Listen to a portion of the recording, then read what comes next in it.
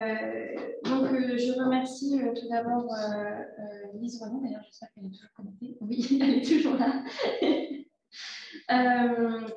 Lise Renaud, Frédéric Gourdet et Patrick Bergeau, qui sont ici présents, de nous avoir donné leur temps, malgré quelques changements de salle, problématiques techniques.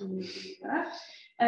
Je suis très fière d'inaugurer ce cycle, étant à la fois coordinatrice des événements métis et co-commissaire de ce cycle avec Sébastien Piotti et Marie-Laure Bermond, qui sont présents dans la salle, mais pas visibles, quand même, à égalité. Je le rappelle, pour ceux qui découvrent peut-être Métis et pour qui c'est la première fois, l'association a été créée dans le but de valoriser la recherche en muséologie et pour créer des ponts entre musées et chercheurs. Donc Métis organise ces rencontres ainsi que des journées action recherche, mais publie également des articles sur le site internet en lien avec les rencontres muséo ou pas.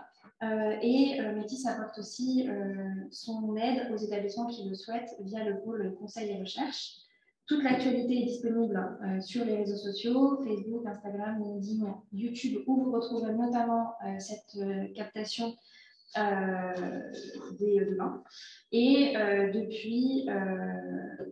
vous pouvez aussi maintenant prolonger la conversation sur Discord, puisque nous avons créé une conversation Discord. Donc, voilà, vous trouverez tous les liens dans le chat. Donc, cette séance nous permet d'ouvrir la discussion sur les expositions et les visites en ligne. Avec la crise du Covid, notamment, les musées ont largement dû trouver d'autres manières de mener à bien leurs activités et leurs actions. Les visites virtuelles ont été alors grandement mises en lumière, notamment par les médias, lors notamment des premiers mois de confinement, où tous les JT ont présenté des liens vers les visites virtuelles de tel et tel musée. L'objet de cette séance est d'abord de mettre des mots sur des pratiques et de définir ceux que l'on utilise parfois sans distinction. Visite guidée en ligne, visite virtuelle, visite 360, etc.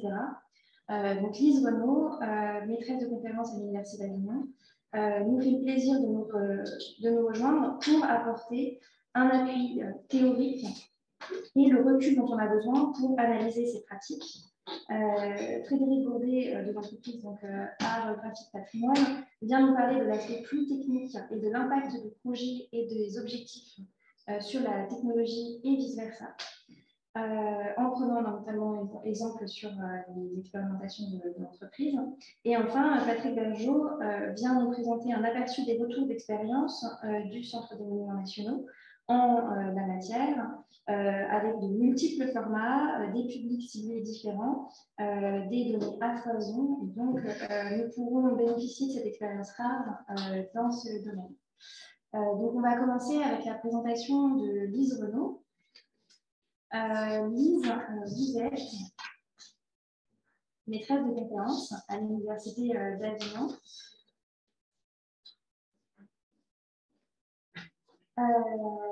En sciences de l'information et de la communication, vous encadrez notamment au sein de Musécom des enquêtes quantitatives et qualitatives sur les publics de musées et sur les sites de patrimoine, en vous spécialisant sur les politiques de numérisation des institutions en particulier. Vous êtes notamment l'organisatrice d'une série de journées d'études sur la question des substituts d'exposition en ligne, dont la prochaine est le 4 février et que je recommande fortement à nos publics. Je vous laisse donc la parole.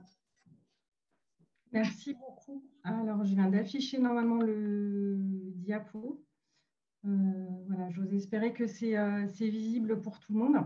Donc, merci Marie-Laure pour cette... j'ai toute l'équipe de Métis pour cette invitation. En plus, j'ai l'honneur de débuter le cycle de la réflexion sur les visites d'exposition en ligne. Et ce que je vous propose, du coup, pour engager un petit peu la discussion, c'est de partir à l'exploration des différents formats médiatiques de ce qu'on appelle en fait les expositions en ligne. Donc, pour tout de suite, en fait, en venir au fait, comme ça a été clairement dit tout à l'heure, c'est que quand on se pose sur la question de qu'est-ce que c'est qu'une exposition en ligne, on est bien embêté d'un point de vue de la terminologie employée, parce que d'une institution culturelle à l'autre, on va parler de visite en ligne, d'exposition numérique, de galerie virtuelle, sans que finalement il y ait une logique dans la désignation, c'est-à-dire que le format médiatique est proposé, ça peut être de la vidéo, du site web, de la 3D, mais elle va pouvoir s'appeler visite virtuelle dans les 3 cas. Donc il n'y a pas de lien en fait entre les désignations et le format médiatique de l'exposition.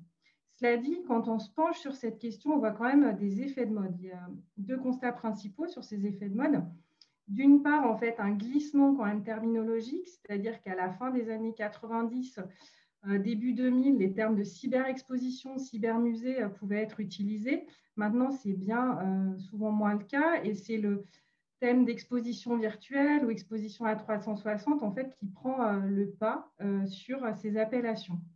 Ensuite, deuxième constat, c'est qu'on voit quand même il y a des tendances de formats technologiques qui s'imposent actuellement. Je pense notamment à la position de Matterport dans le champ. Et donc, on voit qu'il y a quand même des formats technologiques dominants, mais finalement, c'est quand même très hétérogène dans ce qui peut être proposé. Comme vous le disiez en introduction aussi, ce qui me semble important de souligner, c'est qu'on a eu quand même un contexte d'accélération en fait, des productions médiatiques de ce type. Donc, ces 2 dernières années, du fait de la situation notamment de fermeture des institutions culturelles. Et l'exposition en ligne s'est présentée à ce moment-là. Enfin, cet argument-là qui était présent avant, ça s'est renforcé. C'est devenu en fait une possibilité de se substituer en fait à l'exposition in situ, comme a pu montrer en fait cette campagne de communication de la ville de Paris pour Paris Musée notamment. Alors, on est bien embêté avec les termes, mais on est aussi embêté avec autre chose, c'est-à-dire les discours ambiants autour de ces expositions qui, en fait, sont en soi très anciennes, mais à chaque fois, en fait, c'est présenté comme une révolution, comme une innovation. C'est forcément inédit, original. Et donc, on a du mal, en fait, à les penser, ces expositions, sur un temps long. Et il me semble que c'est important de les rattacher, en fait, au format antérieur, c'est-à-dire les productions qu'ont pu faire les musées, les sites patrimoniaux depuis très longtemps, c'est-à-dire l'activité éditoriale, à la fois sur les CD-ROM culturels, les films documentaires, les catalogues d'exposition. Et donc, il semble quand même important de rattacher les expositions en ligne dans ces filiations et ces généalogies. D'autre part, je le disais, j'insiste aussi sur l'antériorité des expositions en ligne. On peut considérer que, notamment en France, le siècle des Lumières a été une des premières expositions en ligne, et c'était en 1994, donc autant dire que ce n'est pas particulièrement récent. Ensuite, s'ajoute à ce point de vigilance, on va dire, sur l'archéologie des formats, un contexte de développement assez particulier. D'une part, le fait que les premières expositions en ligne se sont développées en lien en fait, avec le développement des sites web institutionnels des lieux culturels, comme le montre en fait, notamment la thèse de Noémie Couillard, mais que d'autre part, il y a tout un ensemble en fait, d'injonctions ou d'incitations des musées et des sites patrimoniaux à de la production médiatique de plus en plus forte, en fait, qui les incite à développer en fait, ce type de format et sans arrêt à les renouveler, en fait.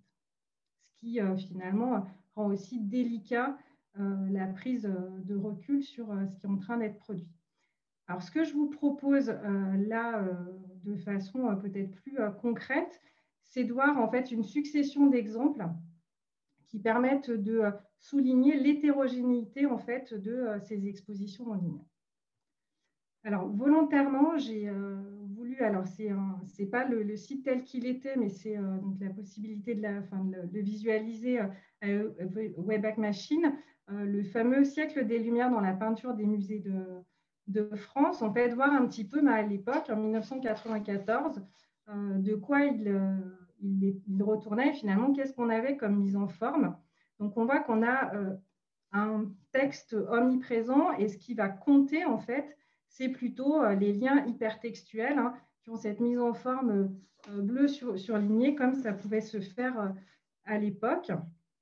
Donc ça me semblait important de voir voilà, un petit peu quelle forme ça pouvait avoir dans les années 90. Ensuite, autre exemple qui me semble important, c'est finalement, donc là c'est plus des exemples actuels que je vous présente, ce qui est fait notamment à la Cité de l'Architecture et du Patrimoine. Et donc là, cet exemple en fait sur l'exposition donc Portrait d'architecte, qui est une exposition en fait nativement numérique, c'est-à-dire qu'elle n'a pas de pendant physique, mais du coup, elle a été créée spécifiquement en ligne et elle va prendre un format texte-image principalement avec des éléments d'accès à de la base de données. Dans ce même site de la Cité de l'Architecture et du Patrimoine, on peut avoir en fait aussi d'autres formats d'exposition en ligne. C'est le cas du Paris d'Haussmann, qui est en fait lié à une exposition physique et qui donc va prendre la forme dans la plupart des volets similaires à ce que je vous ai présenté précédemment, mais qui a l'intérêt, enfin je trouvais ça pour le moins intéressant, d'avoir un volet, enfin une rubrique, où finalement on a l'exposition in situ qui va être photographiée. Donc, est-ce à dire que ce format-là de la photographie d'exposition in situ qui serait mis à disposition sur un site, ça serait aussi de l'exposition en ligne? Moi, ça pose cette question-là. Autre exemple totalement différent dans ce qu'on peut trouver, eh bien, ce fameux site du Grand Palais, enfin, en lien surtout avec Google, cette fameuse visite virtuelle qui est proposée du Grand Palais. Et là, en fait, ce que je trouve d'assez intéressant, c'est qu'on a cette fois très peu de texte et finalement une importation d'un modèle qui est le modèle Google Street View dans le champ culturel. Et donc, cette importation-là, en fait, ferait une autre forme d'exposition virtuelle. Autre exemple encore, le fameux musée de la Romanité. Alors là, ce qu'il y a aussi d'intéressant, c'est, comme tout à l'heure, hein, pour la proposition Google RMN Grand Palais, on voit bien que l'hébergement, c'est Impact 360. Ce n'est pas l'hébergement du site du musée de la Romanité. Hein, c'est l'agence qui a développé ce fameux site de visite virtuelle du musée de la Romanité. Et là, alors je ne peux pas vous le montrer, mais vous pourrez en faire l'expérience. On a tout au début, en fait, une batterie d'effets visuels, de travelling, en fait, à partir de ce point de vue, en plongée, en fait, sur le musée pour ensuite entrer, en fait, simuler une entrée dans les lieux. Donc ça, c'est déjà un élément assez intéressant, la place que va prendre le mouvement de caméra, en fait, dans l'exposition ou la visite en ligne. Et puis, il y a un autre parti pris qui vient une fois qu'on a effectué cette scène d'entrée, c'est finalement le fait qu'on va on va avoir des médiateurs qui sont filmés, qui sont soit visibles, soit hors champ, et qui vont accompagner en fait l'internaute pendant sa visite. Donc, autre format qui intègre en fait une place à la fois importante des mouvements de caméra et qui intègre aussi un médiateur qui va être représenté à l'écran. Autre exemple, alors qui a la particularité de ne pas être fait par une institution culturelle, mais par des étudiants de l'IAE de Nice, qui a été réalisé en fait pendant pendant une période de confinement. Donc, c'est le Master 2 Management de l'art et de la culture de l'IAE de Nice qui a proposé en fait cette exposition en ligne. Et là, la particularité, c'est que l'internaute en fait a la possibilité de créer un avatar pour effectuer la visite, avatar qui va pouvoir voir à l'écran. Et ce qui se passe, c'est qu'en simultané, si un autre visiteur crée un autre avatar, il va pouvoir le voir affiché à l'écran. Donc là, on a une simulation même du contexte de visite collective avec plusieurs visiteurs représentés à l'écran. Autre exemple encore, la BNF. Donc la BNF qui est quand même finalement une institution qui a énormément fait en termes d'exposition en ligne. Sur ce point-là, il y a notamment Arnaud Laborderie qui a recensé, donc qui explique qu'il y a encore 112 expositions en ligne disponibles et qui explique bien en fait aussi comment les formats des expositions en ligne de la BNF ont évolué entre 1998 et 2020. Et ça, c'est dans un article en fait de Culture et Musée qu'on retrouve cette rétrospective. Parmi les choix, parmi les 112 expositions en ligne, là, ce que je voulais vous montrer, c'est l'exposition Fantasy, parce que je trouvais que dans la mise en forme qui était choisie à l'écran, on avait une forme de facsimilé de livres ou de catalogue d'exposition, c'est-à-dire qu'on a un texturing en fait en fond d'écran et la façon dont sont disposées les images qui nous renvoie métaphoriquement à l'univers du livre ou du catalogue d'exposition. Donc ça aussi, c'est de l'exposition en ligne. Vous voyez, il y a quand même un grand écart entre ce qui est proposé par Google et le Grand Palais et cette forme-là d'exposition en ligne.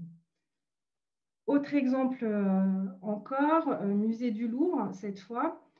Donc, cette fameuse exposition, visite en ligne en fait, de la petite galerie. Et alors, pourquoi j'ai choisi de vous montrer cet exemple? C'est que dans les propositions d'exposition en ligne du Louvre, on peut noter en fait une place très importante qui va être donnée aux objets de collection, mais une place moindre qui va être donnée à la médiation. Dans la slide en fait que vous pouvez voir, il y a quand même là le cartel que moi j'ai activé avant de prendre la capture et qui permet d'avoir des éléments quand même explicatifs sur le tableau. Mais si vous faites la visite dans l'ensemble, il y a des panneaux qui ne sont pas accessibles, il y a des cartels qui ne sont pas accessibles, etc. Donc finalement, dans le choix de ce qui est exposé en ligne, l'objet va être plus important que finalement la médiation. Du moins, ça, c'est un choix éditorial qui peut être présent. Le dernier exemple que je voulais vous montrer, donc j'espère que ça va marcher pour le son. Je ne vous la montre pas en entier, mais...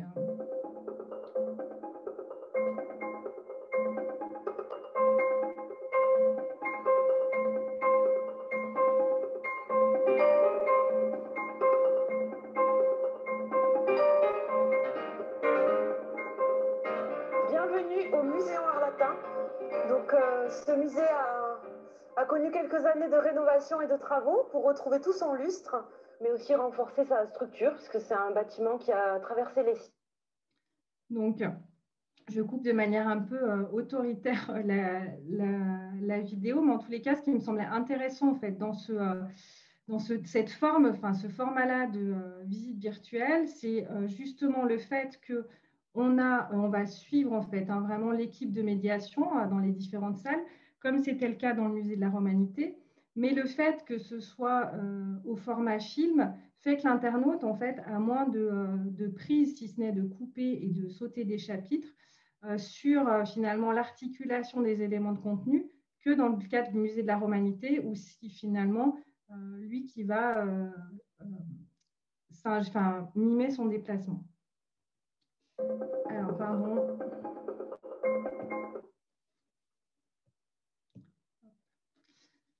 Donc, par rapport à toutes cet ensemble, alors c'est vraiment une présélection, mais il y a encore d'autres éléments. On voit bien qu'il y a une très forte hétérogénéité en fait de formats médiatiques possibles et qu'on peut ni se baser sur la terminologie, ni se baser sur les discours autour.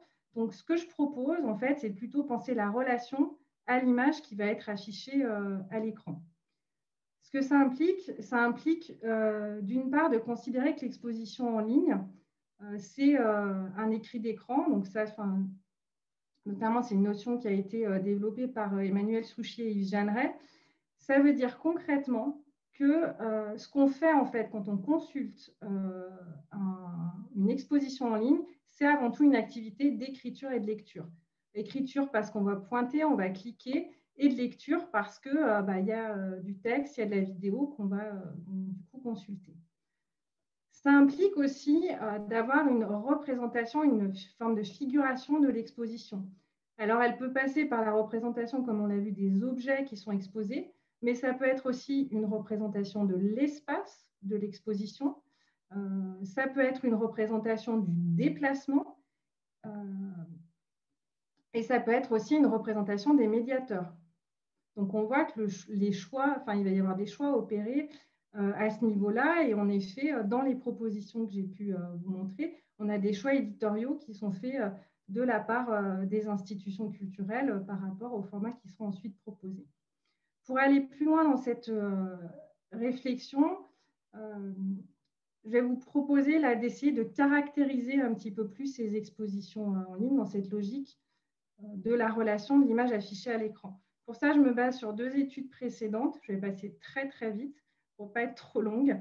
Une étude de 2007 que j'avais faite sur des sites qui étaient proposés par Versailles, qui montrait notamment qu'il y avait une mise en scène très exclusive en fait, au patrimoine, c'est-à-dire pas d'autres visiteurs, pas de bruit, voilà. Et puis, une importance en fait, qui était donnée à la performance technique, voilà, qui était, je pourrais y revenir plus tard. La deuxième étude, et là aussi, je vais pas développer puisque venir plus directement aux expositions en ligne.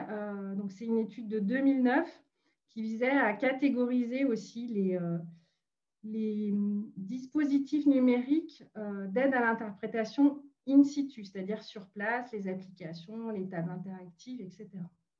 Et donc, simplement pour cet élément-là, dire que l'idée, ça avait été de travailler, de sortir en fait de l'appellation réalité augmentée et de travailler plutôt quelle position est donnée aux visiteurs, comment est représenté en fait le patrimoine.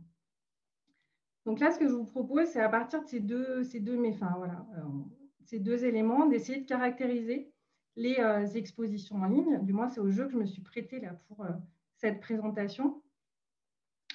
Et donc, il me semble qu'on peut dire qu'il y a dans les choix qui sont effectués, il y a un choix éditorial de la part de l'institution culturelle en lien avec son partenaire de développement sur les postures perceptives qui vont être proposées aux visiteurs internautes. C'est-à-dire que soit, en fait, on va montrer plutôt un objet ou une collection, c'est-à-dire des objets en relation les uns avec les autres, soit on va plutôt se centrer sur un discours scientifique, soit on va plutôt avoir une approche très, une approche qui est vraiment sur l'espace, le lieu de l'exposition. Donc, on va avoir peut-être le bâtiment, les volumes qui vont être présents. Soit, finalement, on va pouvoir aussi se centrer plus sur une manière de présenter l'exposition à travers le déplacement du visiteur. Donc, ça permet, dans un premier temps, de caractériser les expositions en ligne à partir de la posture perceptive qui est proposée aux visiteurs. Deuxième manière, en fait, de les caractériser, la façon dont le contenu va être agencé à l'écran. Il me semble qu'on peut, à ce niveau-là, distinguer 4 manières d'agencer le contenu et les éléments numérisés à l'écran. Soit on vise plutôt une logique documentaire, soit, en fait, on va être dans un principe de miniaturisation, c'est-à-dire plus proche du modélisme. C'est un peu, Matterport, en fait, donne vraiment cet effet-là sur la façon dont va être représenté l'espace. Soit, en fait, l'agencement, il se fait sur des grands effets visuels, alors des fondus enchaînés, des mouvements de caméra. Soit, finalement, on se base plutôt sur le fait qu'on va caler à une pratique sociale, comme la visite guidée, pour finalement lier les éléments entre eux. Donc, à partir de ces premières pistes de caractéristiques, je me dis qu'on peut qualifier les expositions en ligne non pas sur un registre technique, mais finalement à partir des modèles communicationnels utilisés par les musées et les sites patrimoniaux, ce qui permettrait de pouvoir dire, face à cette exposition en ligne, j'ai affaire à un écran plutôt catalogue, ou à un écran cartel, ou à un écran médiateur, ou à un écran plutôt scénographie. Là, ce serait plutôt un travail sur les effets visuels, comme ça a pu être fait, je recherche dans mes notes, à Versailles sur l'exposition, enfin, Chaos is Perfect, quelque chose dans ce goût-là, où on va vraiment axer en fait sur des effets visuels importants. Donc, j'en termine, et j'espère que je n'ai pas pris trop de temps, avec, à partir de cette caractérisation en fait, des expositions en ligne, ça permet déjà d'y voir un petit peu plus clair, mais par contre, ça répond pas, enfin, il faut répondre derrière à d'autres questions. La première, c'est que par exemple, si une institution fait le choix plutôt d'un écran diorama ou d'un écran cartel, qu'est-ce qui fait qu'il y a eu ce choix? Quelles sont les raisons de ce choix? Ben, ça peut être, il peut y avoir un impact des formats antérieurs. Il peut y avoir finalement des musées ou des sites patrimoniaux modèles en fait qui vont, on va faire à la manière de la BNF, on va faire à la manière du Louvre, etc. On peut avoir aussi des industriels du numérique qui finalement incitent, enfin voilà, ont un discours qui va finalement être très incitatif sur un format à suivre. Et puis on peut aussi se poser la question des cultures muséographiques. C'est-à-dire, est-ce que la muséographie dans les musées de beaux-arts, en fait, invite à adopter un format plutôt qu'un autre? Et actuellement, donc, les étudiants du Master 2 Médiation Musée et Patrimoine travaillent à une étude exploratoire sur le lien, justement, entre le type de musée et les formats d'exposition en ligne. Et enfin, deuxième élément qu'il faudrait creuser, c'est les effets. C'est-à-dire que là, on peut se poser la question des raisons du choix de tel ou tel format, mais il s'agit aussi de voir quels peuvent être les effets en fait, des formats proposés. C'est-à-dire que toute la tendance en fait, à simuler le déplacement ou à des effets visuels importants, quel apport ça peut avoir, par exemple, en termes de médiation des savoirs. Et finalement, en fait, se demander pour le visiteur, quel sens il donne à sa pratique des expositions en ligne, qu'est-ce que finalement il vient chercher dans une exposition en ligne, qu'est-ce qu'il rapporte de sa lecture à l'écran de tel ou tel format. En gros, ces questions en fait, des effets obligent à s'interroger sur le rapport aux images, enfin, le rapport que nous avons aux images des patrimoines et indirectement au patrimoine. Je vous remercie. J'espère que je n'ai pas trop grignoté le temps. Là, j'ai mis des éléments biblio. Je vais arrêter le partage. Merci beaucoup, Lise. Ça a suscité beaucoup de questions, mais on va les garder pour la suite de la conversation. Donc, présentation de la cartographie du patrimoine, diversité des différents formats de visite virtuelle en ligne. Et le troisième point que je vais passer en revue, c'est comment créer une visite virtuelle. Alors, je vous rassure, on va aller assez vite. C'est pour montrer un peu le processus de création qu'on fait chez Cartographie du patrimoine. Et puis après, si vous avez des questions, on va réagir après. Je vais essayer de tenir dans les 20-25 minutes. Je risque de dépasser un petit peu, mais je vais essayer de faire. Alors, est-ce que ça ne marche pas? Eh bien non. On va essayer. Un petit problème. Non. Donc, je ne sais pas. Décidément, ça n'a pas marché.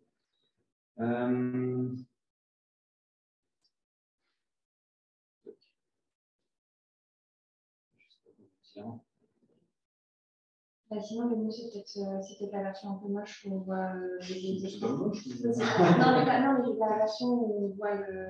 Ouais, oui, je sais. Ouais. C'est pas idéal, c'est vrai. Mais au moins, on voit les bonnes animations. On voit juste pas trop en l'écran. Je ne sais pas du coup si vous voyez pas savoir de quoi je parle aussi. Pourquoi ça marche comme ça? Bon. Qu'est-ce qu'on a? On va encore. Ah non, là, il n'y a rien. C'est pas si. Est-ce que vous voyez ce que je vois? Ouais, c'est ça. C'est Bien, voilà, le numérique est toujours. Ah, c'est bon. Mais du coup, les personnes voient en décalé un peu. Bon, c'est pas grave, on va voir ce que ça donne. Alors, à l'Institut Patrimoine, je vais aller assez vite. On est une société qui existe depuis maintenant, depuis 1994, donc depuis 27 ans. On est une équipe de 33 personnes, une petite équipe. À la base, en fait, notre dirigeant, Gaël Lamont, est un ancien tailleur de pierre qui voulait mettre la nouvelle technologie au service du patrimoine.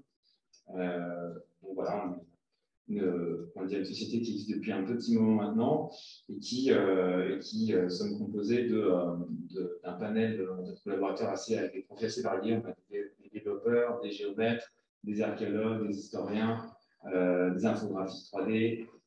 Voilà, donc beaucoup de profils très différents pour mener à bien nos activités qui sont, voilà, j'ai résumé en quatre points, qui sont tout d'abord le relevé 3D, qui est le cœur même de la graphie patrimoniale, comme je l'ai expliqué au préalable, dans lequel on va, à partir de scanners laser, de drones, de photogrammétrie, refaire des relevés 3D de monuments historiques qui vont servir notamment avec des livrables de type plan, ortho-image, aux architectes de monuments nationaux pour faire la restauration.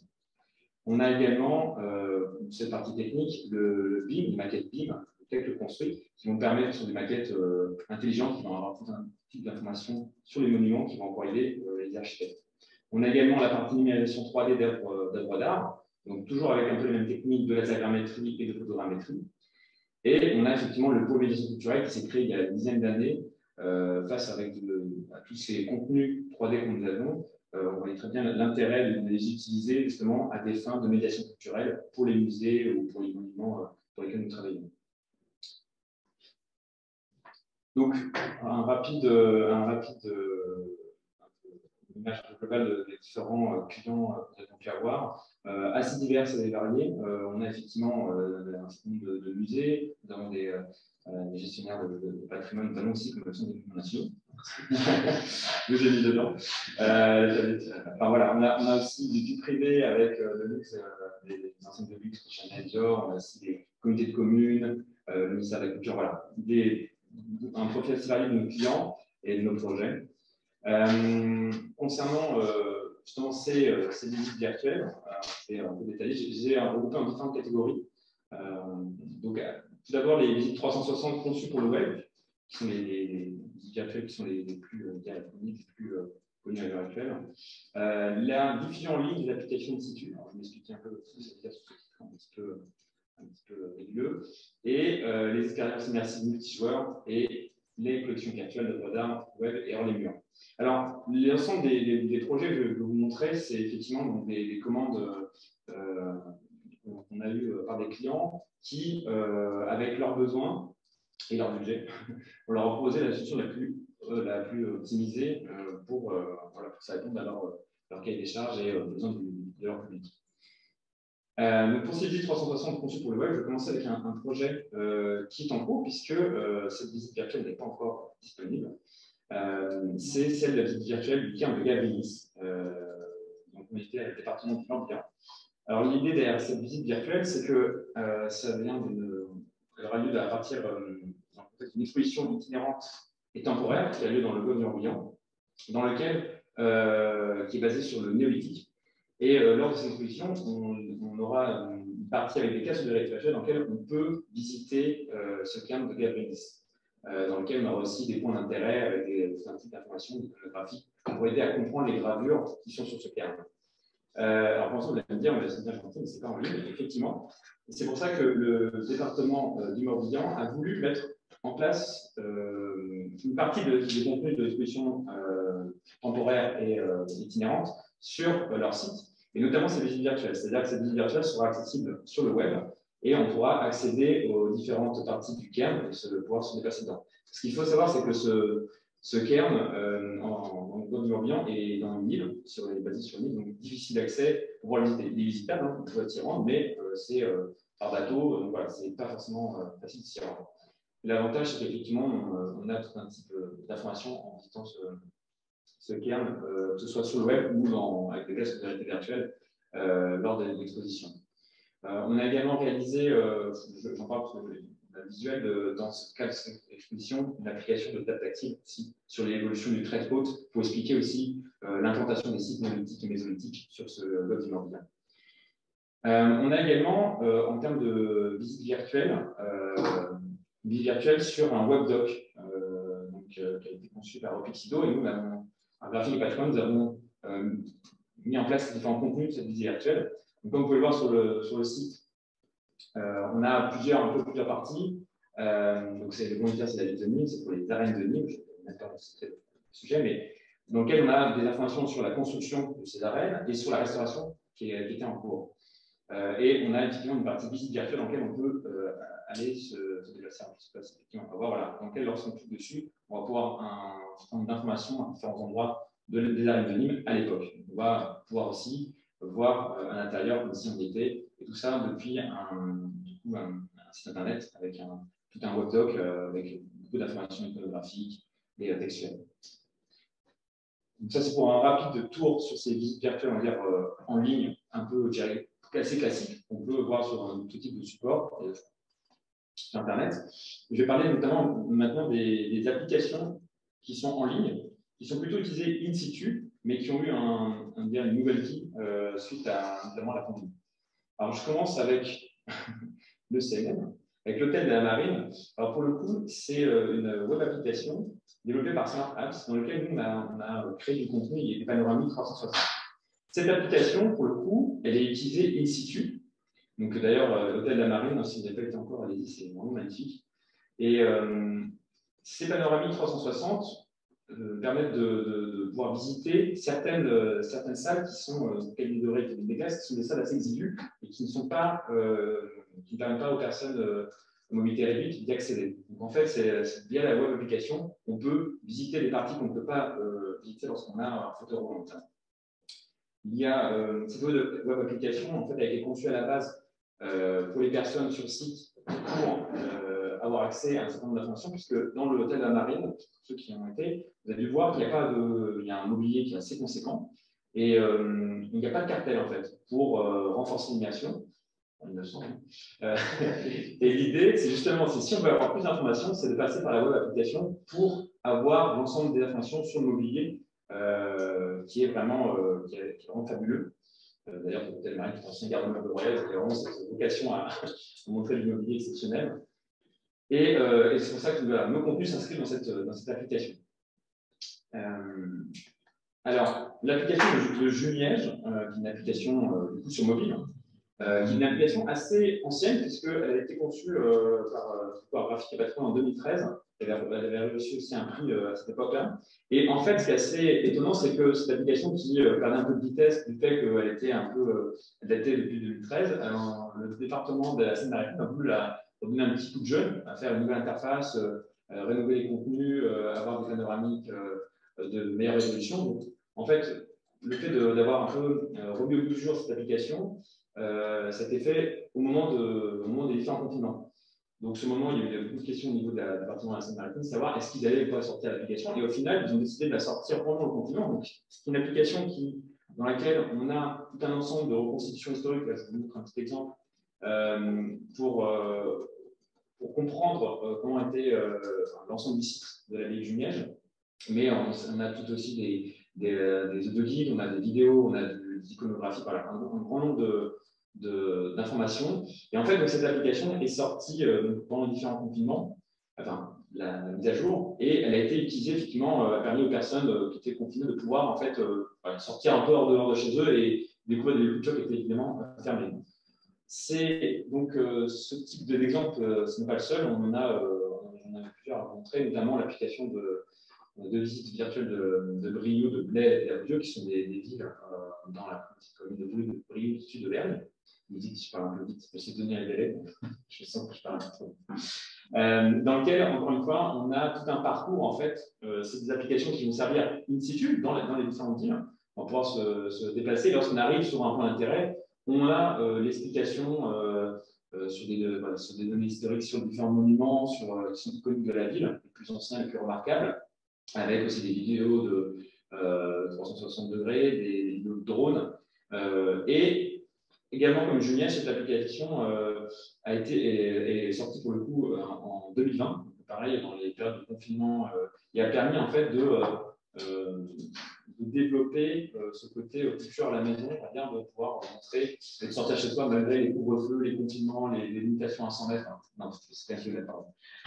Donc voilà, tous ces types de contraintes. Voilà, donc ces applications-là qui étaient à vocation plutôt in situ ont permis aussi de développer un peu du tourisme à distance. Et c'est assez amusant de voir ça. L'application du château de Comte du Perche, donc ça, c'est une application qui est une application assez iconique chez Graphic Patin parce qu'elle regroupe vraiment tout le savoir-faire, des notions historiques, beaucoup d'explications sur le château, des iconographies, du texte, de guides, des vidéos. On a beaucoup de choses dans cette application-là.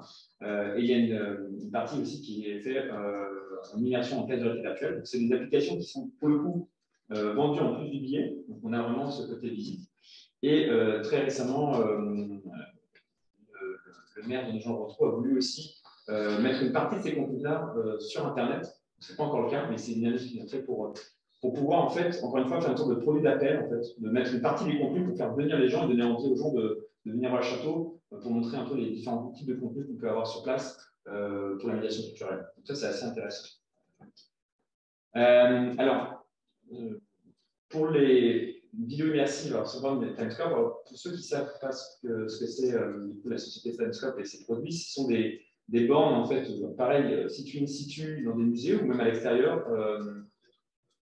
qui, voilà, l'Arc de Triomphe, il y en a un peu partout en ville et même dans des lieux où ce n'est pas forcément une ville. Pour montrer, en fait, ça permet des jumelles qui correspondent au cadre de la réalité virtuelle, qui ne permettent pas de voir au loin, mais qui permettent de voir, on va dire, dans le passé, et permettent de pouvoir voir tout autour de soi, on est avec cette jumelle, de voir à quoi ressemblait le lieu à l'endroit où on se trouve. Et pour le musée d'Orsay, nous avons réalisé un time-lapse à 360 degrés sur l'évolution de ce lieu, qui était évidemment une gare avant d'être un musée. Et donc, on a réalisé ce petit time-lapse qui montre un peu l'évolution du lieu. Et avec le confinement et la fermeture des musées, le musée d'Orsay a voulu justement proposer cette expérience immersive et de la mettre sur YouTube pour pouvoir aussi, encore une fois, donner des contenus et offrir un peu alors, une visite virtuelle, c'est un bien gros, c'est une vidéo 360 seulement, mais en tout cas, montrer, se téléporter dans le musée et à l'époque de la gare. Alors, pour cette seconde partie-là, donc là, ça concerne toujours des visites virtuelles d'un autre type, on va dire, et surtout qui nécessitent du matériel spécifique, puisque c'est des expériences immersives, donc sur casque. Jusqu'à présent, je vous ai expliqué, lorsque je parlais d'expériences immersives avec casque, il y avait une alternative sur le web ou sur téléphone ou autre. Là, elles nécessitent un casque de réalité virtuelle et sont prévues pour être sur des plateformes, donc adaptées à un public un peu de niche, parce qu'il faut avoir le matériel en question et être équipé. Néanmoins, je vais parler tout d'abord de l'escape game Château de Bourdelle, qui est un escape game en réalité virtuelle. Celui-ci n'est pas en ligne, mais je vais expliquer pourquoi je parle de ce escape game dans un deuxième temps. Alors, pareil, vous allez peut-être me dire que c'est un peu étrange, je parle d'une sorte d'escape game en réalité virtuelle, alors qu'on parle de vie virtuelle. Néanmoins, en fait, toutes les différentes scènes, tous les différents tableaux de ce jeu en réalité virtuelle sont issus de la numérisation des salles du château. C'est-à-dire qu'on va avoir les salles du château, les geôles du donjon, le haut du donjon et la terrasse du château du XVIIe. Donc en fait, ces différents lieux qui sont des espaces de jeu dans lesquels on va devoir chercher différents objets, résoudre des énigmes, sont en fait des vraies parties du château et les joueurs, par le jeu, vont découvrir en fait le château de lui-même. Et le château de lui-même et en même temps le château à l'époque, aux différentes époques. Et c'est en ça où c'est assez on va dire, un peu différent des visites virtuelles telles qu'on les connaît, puisque là, effectivement, le joueur est un peu plongé, il va résoudre des énigmes, ce genre de choses, mais il va découvrir en même temps le château. D'ailleurs, au début de chaque scène, une voix off explique le contexte historique, les différents types les spécificités du lieu dans lequel ils sont. Donc ça, c'est assez novateur. Et pour le coup, cette expérience est vraiment in situ au château de Bourdelle. Or, justement, on est en train de développer, nous, à Graphic Patrimoine, ce genre d'expérience pour du multijoueur en ligne, sur des plateformes de type Steam. Donc, c'est pour ça que je vous en parle de celui-ci. Je ne vais pas vous parler des ceux qui sont en cours et voilà, qui sont prévus, parce que voilà, je ne peux pas encore vous en parler. Mais je vous fais le parallèle avec ceux d'Escape Game-là, parce que ça va être assez semblable. Toujours un peu dans les expériences immersives, multijoueurs, on a le musée virtuel. Donc là, c'est un prototype. Encore une fois, on a travaillé avec d'autres partenaires sur d'autres alternatives à ce genre de musée virtuel. Donc là, je vous montre le prototype des images que je peux vous montrer. Donc là, c'est plus forcément le lieu qu'on veut visiter, mais ça va être de mettre en avant les œuvres dans un lieu un peu intemporel, là, une sorte de galerie un peu muséale, mais totalement virtuel qui n'existe pas, imaginaire. Simplement, c'est un écran pour mettre en valeur les œuvres. Et comme vous pouvez le voir, dans cette. Non, je vais passer, je ne sais pas si ça va se lancer.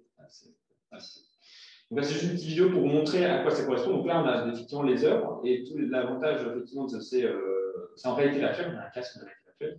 On peut manipuler les œuvres, ce qui au musée est quand même assez rare, si c'est interdit, évidemment. Et on peut se rapprocher des œuvres pour les voir de toutes les coutures. Ça, c'est quand même super intéressant. Et en plus de ça, on a effectivement le côté multijoueur qui est intéressant d'être à plusieurs. Donc là, effectivement, on voit une personne au fond, et de découvrir les œuvres ensemble. Donc, de découvrir les œuvres ensemble, mais aussi on peut imaginer évidemment d'avoir un conférencier qui va pouvoir expliquer, interagir avec les œuvres, montrer un groupe de personnes, de faire des sessions, on va dire en live, en multijoueur et en immersion. Donc ça, c'est des premiers prototypes pour montrer un peu l'importance que ça peut avoir. Évidemment, on reste encore une fois dans un public de niche qui peut être typé. Néanmoins, on voit bien que ce que je vous parlais tout à l'heure avec une sorte de métaverse, que ces côtés d'immersion vers la réalité virtuelle est vraiment poussé par les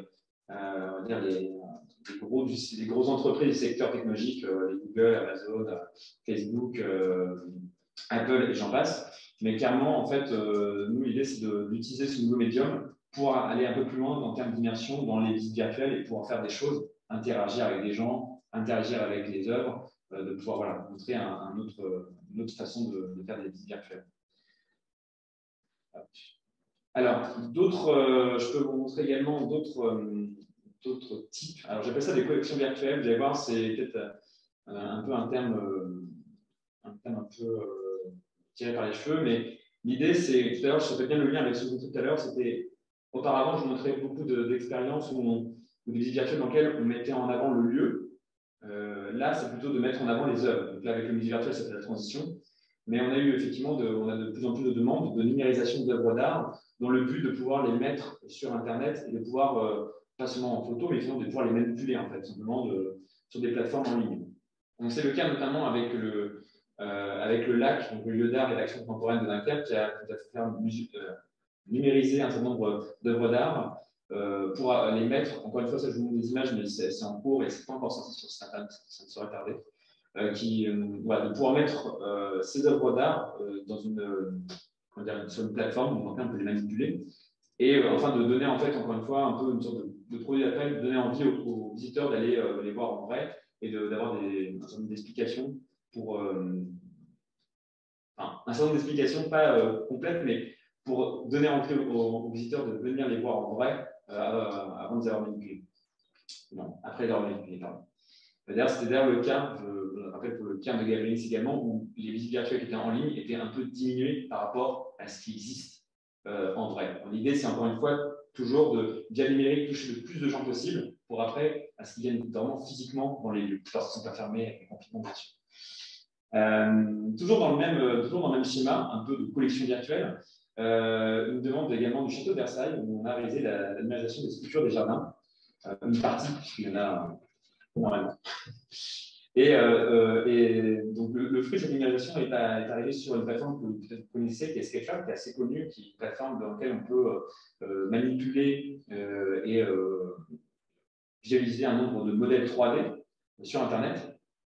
Donc là, encore une fois, on peut manipuler dans tous les sens, regarder les œuvres, et même d'ailleurs en réalité virtuelle, si on est équipé d'un casque, ou en réalité augmentée, c'est-à-dire que SketchUp a des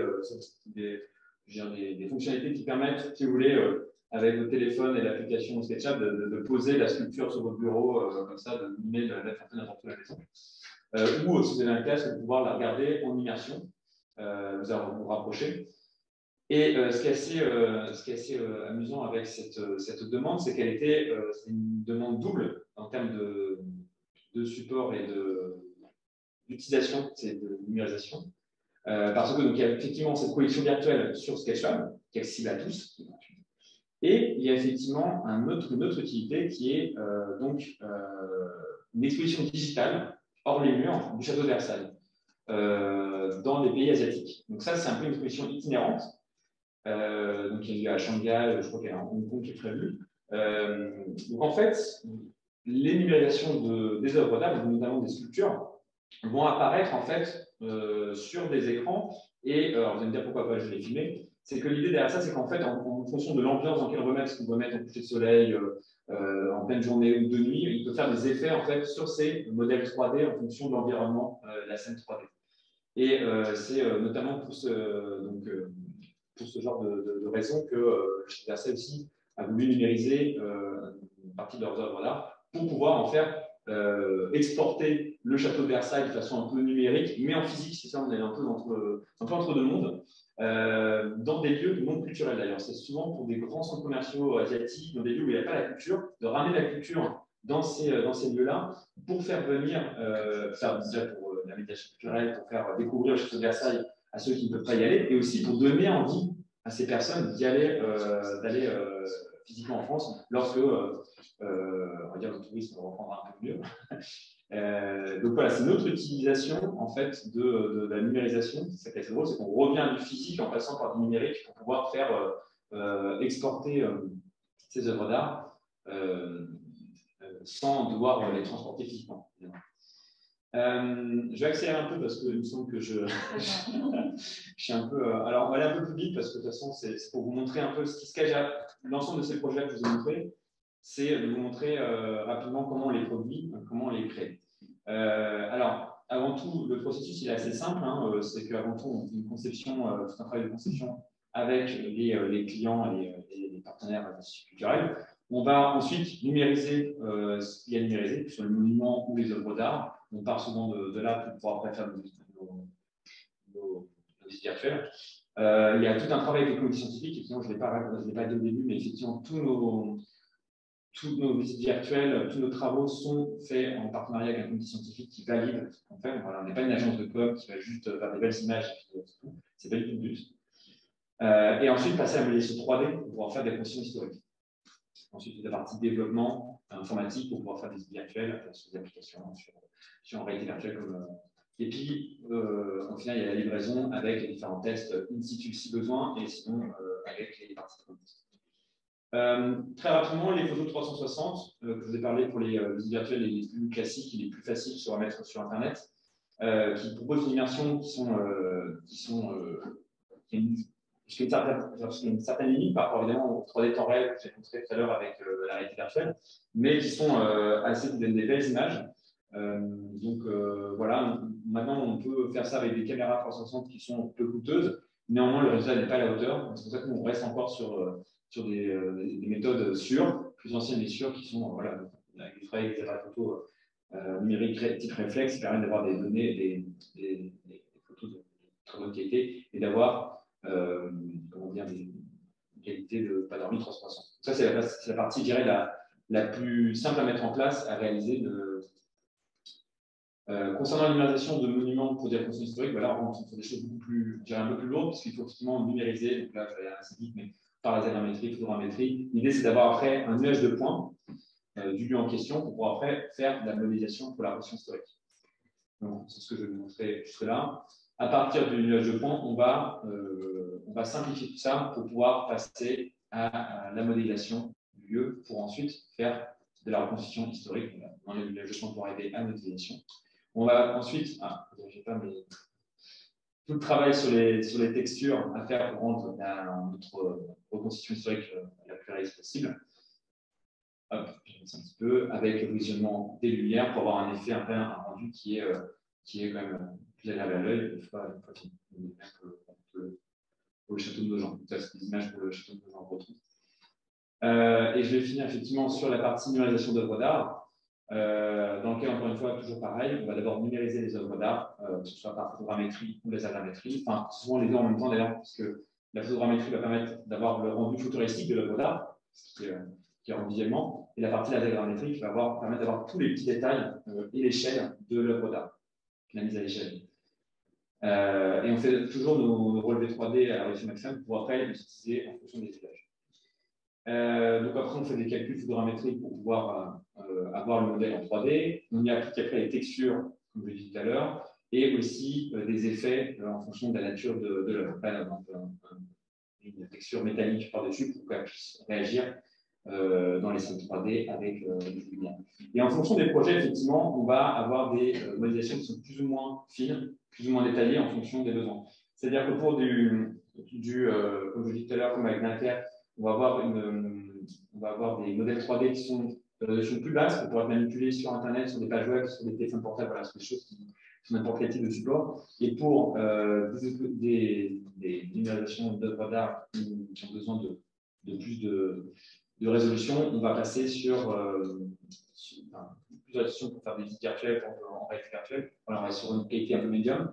Et après, le modèle d'upload, on peut savoir avec nos outils, en général, on ne le montre pas parce que c'est beaucoup trop lourd pour n'importe quel PC. En général, c'est plus pour des jumeaux numériques, c'est pour de l'archivage, mais ce n'est pas pour la médiation culturelle. Très sincèrement, en gros, les machines actuelles n'arrivent pas à manipuler en 3D temps réel ces modèles-là. Donc, souvent, c'est plus pour les garder. Peut-être que dans quelques années, on pourra, mais pour le moment, c'est plus à titre d'archivage numérique. Et à la fin, effectivement, voilà, ce qu'on a, après, on a le rendu final de notre œuvre qui va être réalistique.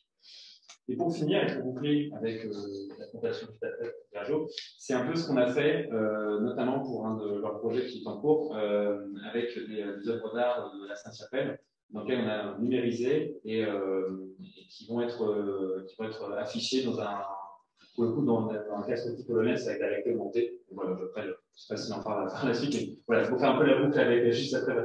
Je vous remercie, j'espère avoir pas été trop long. Merci beaucoup, Patrick. Vous êtes chef de projet innovation et ingénieur de formation. Vous avez travaillé pendant 4 ans à la création d'un projet pédagogique à l'Institution du monde arabe. Et depuis 2020, vous avez rejoint le CNN, où vous menez notamment les expérimentations numériques et en particulier les visites en ligne. Et vous en avez un grand nombre à nous présenter. Donc, je vous laisse très vite la parole. Merci. Alors, moi, c'est un plaisir. Passage de slide moins glamour que Frédéric. Alors, pour ceux qui ne connaissent pas, je vais vous présenter un peu le CNN, surtout que c'est important pour la suite de la présentation. Donc, le CNN, c'est le Centre des Monuments Nationaux. C'est un opérateur du ministère de la Culture. On est le premier opérateur culturel et touristique en France et nous avons la gestion de 100 monuments pour la conservation de ces monuments et l'ouverture à la visite.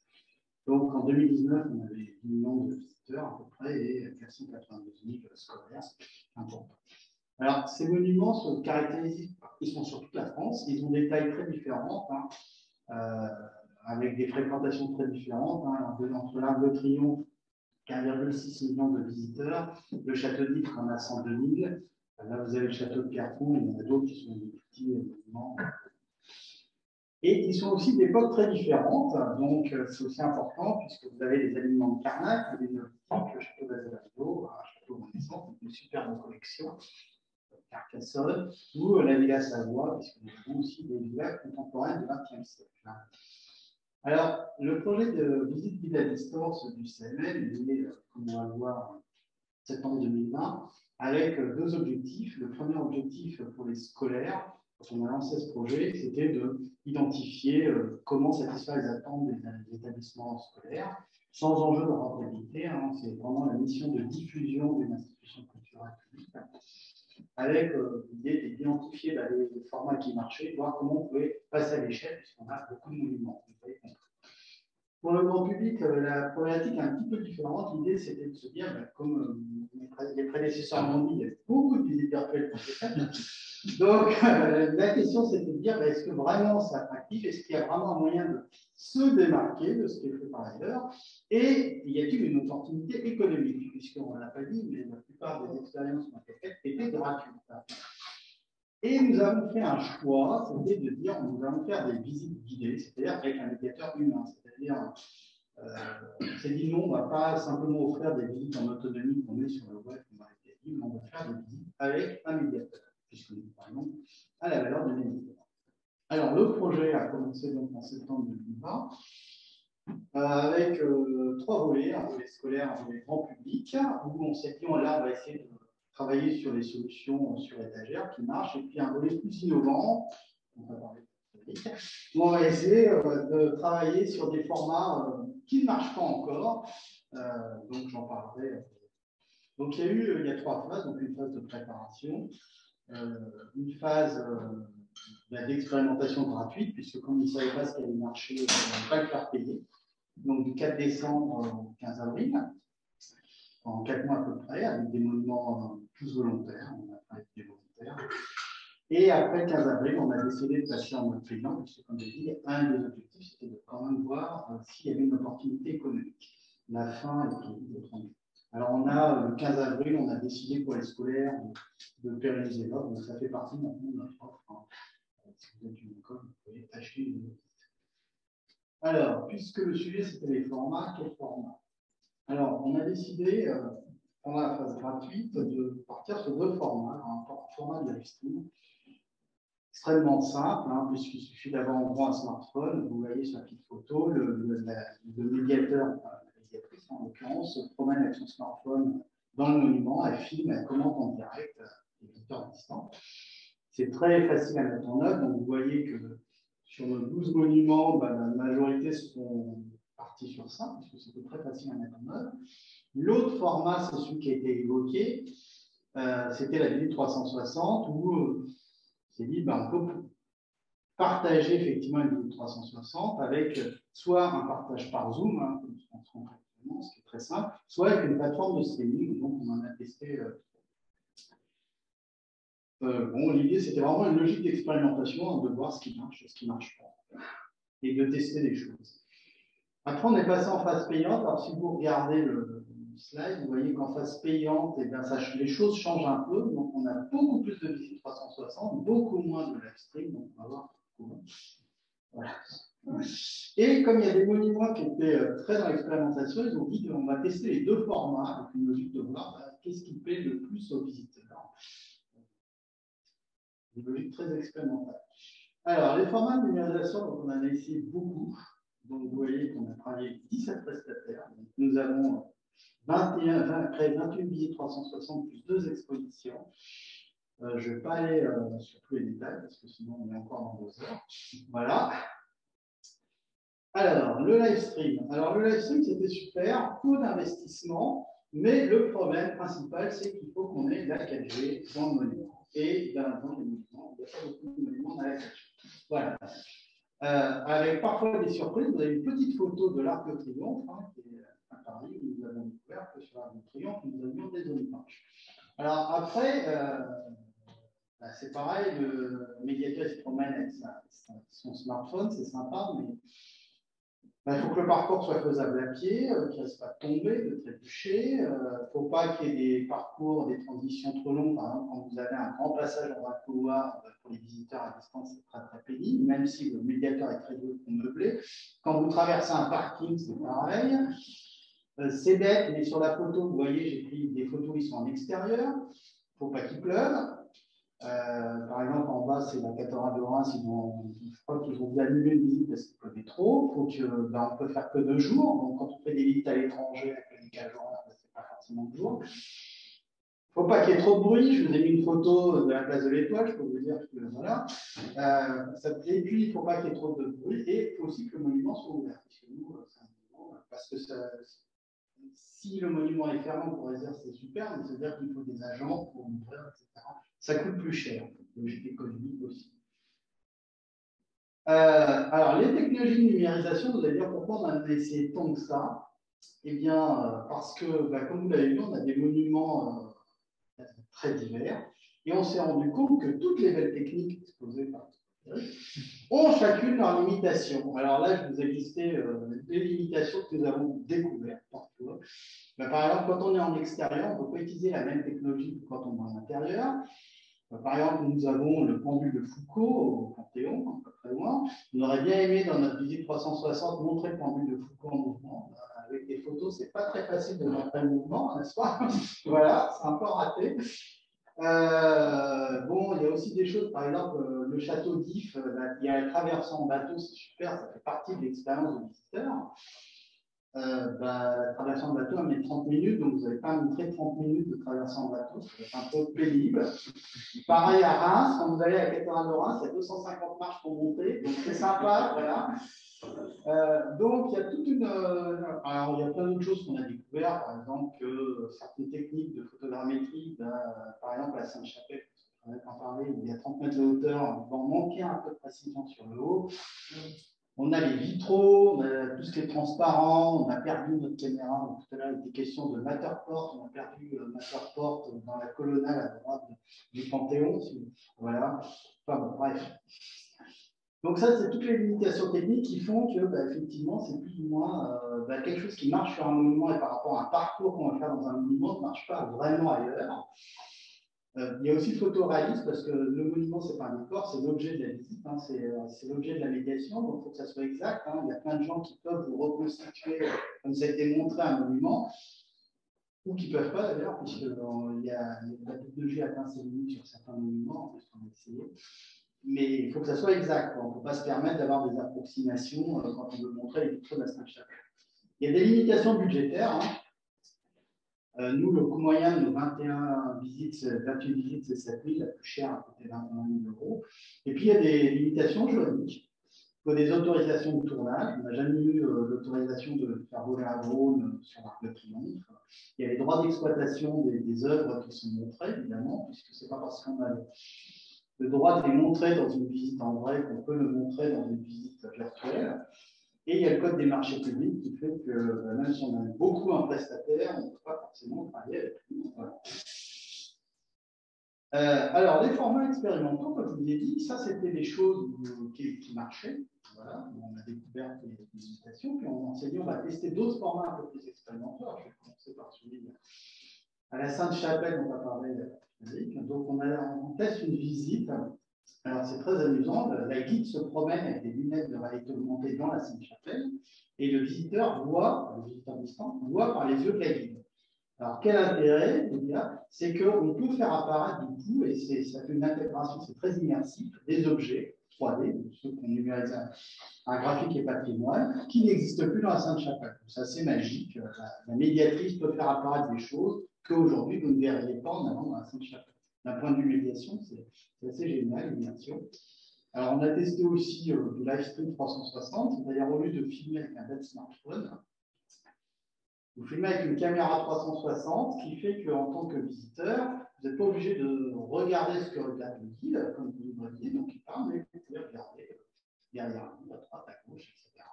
Comme dans une vraie visite, c'est très immersif. Après, comme je vous dis, c'est expérimental.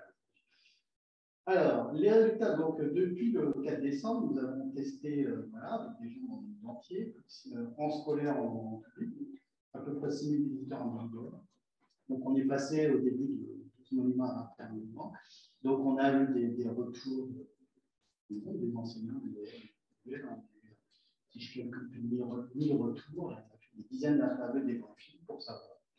Donc, la question fondamentale, c'était qu'est-ce que vous préférez comme format? Eh bien, la satisfaction est la même, à 1,5% près, quel que soit le format.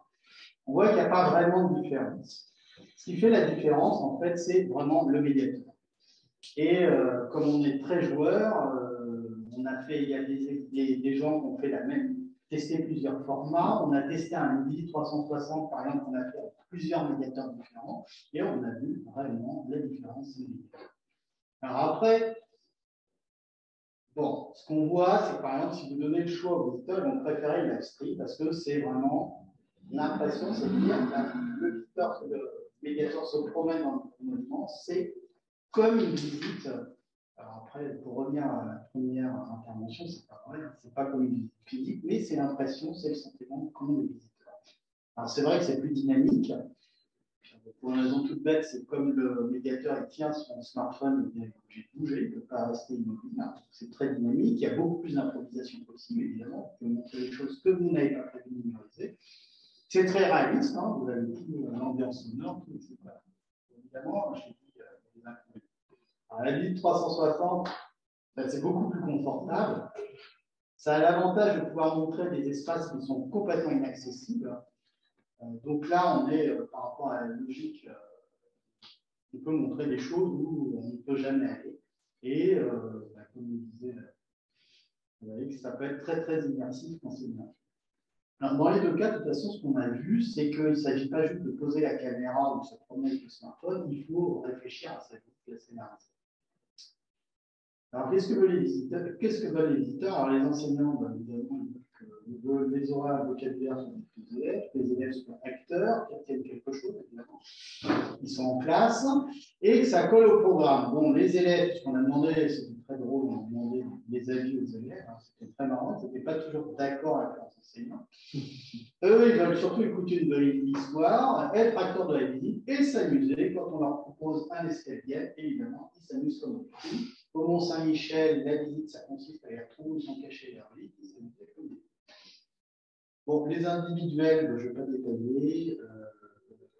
Et puis quand vous faites dans les séminaires, évidemment, il faut s'adapter. Alors, ce qu'aiment pas les visiteurs, mais évidemment, c'est les problèmes techniques que ça ne marche pas. Alors, évidemment, le développement. C'est bête, mais c'est la première cause d'insatisfaction. C'est pour ça que nous, on a choisi du truc très, de point de vue technologique très bas, où on est sûr que ça marche tout le temps. Parce que quand on fait les scolaires, c'est une école très exigeante. C'est-à-dire que vous ne pouvez pas attendre pendant un quart d'heure avec les élèves pour dire on a un problème de connexion, vous avez perdu toute la classe. Hein, ça marche. Voilà. Donc, voilà. Bon, les enseignants, il faut évidemment que ça plaise aux élèves. Et bon, voilà. Mais c'est important parce que ça veut dire qu'il y a une exigence technique qui est très très élevée.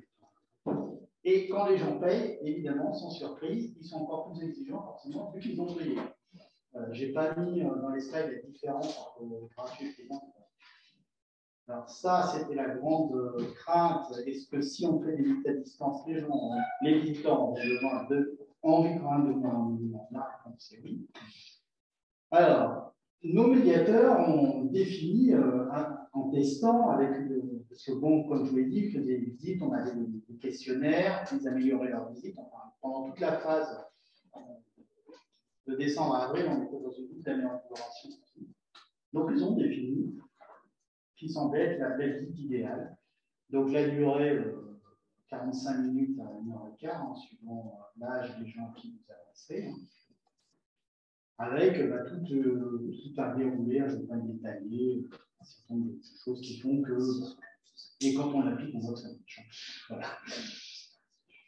Alors, après notre petit cahier des charges, parce que notre technologie idéale, alors d'un point de vue de captation, ben, nous, on aimerait bien avoir un système de captation qui s'adapte à tous les types de parcours, y compris, on pense un parcours dans un monument par rapport à ce qu'on veut valoriser, aussi bien soit d'un point de vue pédagogique dans ces cours scolaires, soit dans ces cours des grands publics, parce qu'on pense qu'on va attirer des grands publics.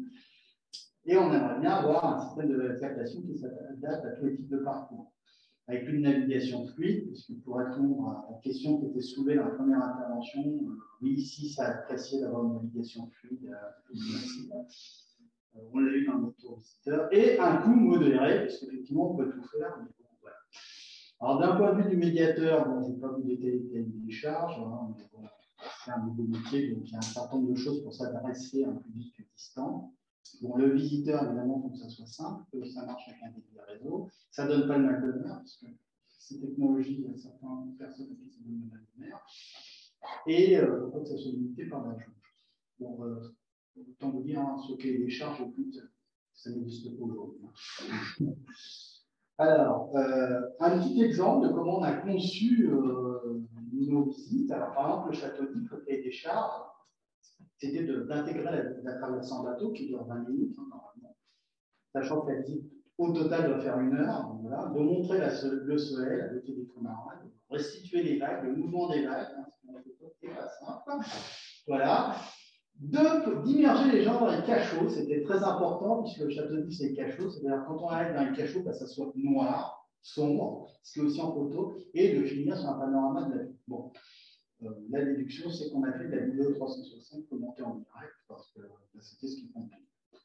Alors, le couvent de Saorge, qui est un couvent que je vous recommande la visite, qui est dans les Alpes-Maritimes, mais l'idée, c'était de montrer le couvent dans son environnement. C'était pas sans, j'ai fait une photo dans son environnement montagnard, de faire deux parcours, de pouvoir se promener dans les jardins. Alors là, un gros challenge, de se promener dans les jardins et de montrer les fleurs et tout. Et aussi de montrer les clés de voûte, de voir les jardins en fleurs. Et comme c'est un département montagnard, pour aller dans les écoles qui n'ont pas Internet, l'idée, c'était que la visite puisse tenir sur une clé USB pour que, quand on arrive dans la classe, les médiateurs puissent faire la démarche. Donc là, on n'est pas dans la visite en ligne. Hein. Donc, on va utiliser la technologie qui est indiquée. Et puis, tout ça, il y a aussi l'idée, c'est qu'on ne passe pas 2 semaines aussi à faire la captation.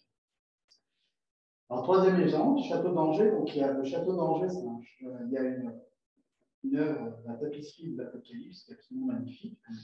Et donc, c'est un parcours assez compliqué parce qu'il y a des jardins, des extérieurs, il y a des intérieurs, il y a des cachots et il y a la tapisserie. L'idée, c'était de pouvoir s'approcher n'importe où sur la tapisserie. Les médiateurs disent bah, je fais un parcours, je m'adapte à ce qu'on me demande, je dois pouvoir aller n'importe où sur la tapisserie. De pouvoir toujours se repérer dans le château aussi, parce qu'en numérique, on est très vite perdu, et avec un budget limité, et il n'y a pas de jour de fermeture dans le château, donc il va pouvoir tourner, même quand le public est là. Voilà. Donc un beau challenge, donc on a choisi la technologie. Voilà. Donc pour finir, nous, comment nous choisissons nos formats? Eh bien, il y a d'un côté le public, les caractéristiques du monument, vous avez bien compris, ce qui permet de déterminer un parcours de visite. Il y a le budget, évidemment, tout ça, ça permet d'avoir le format technique et puis évidemment, votre visite, puisque souvent, en médiateur, même si la base est la même, ça peut une vision différente. Merci beaucoup pour cette présentation très concise, très très dense. Voilà. Et je pense que ça va susciter beaucoup de questions. Et c'est trop bien qu'on a du temps pour les questions. On a beaucoup de questions. On a beaucoup de questions en ligne. J'imagine qu'il y en a aussi dans le public. Pour ne pas exclure les gens en ligne, je vais les privilégier en tout cas au début et je vous laisserai vous manifester et montrer votre colère devant moi pour pouvoir prendre la parole. Voilà.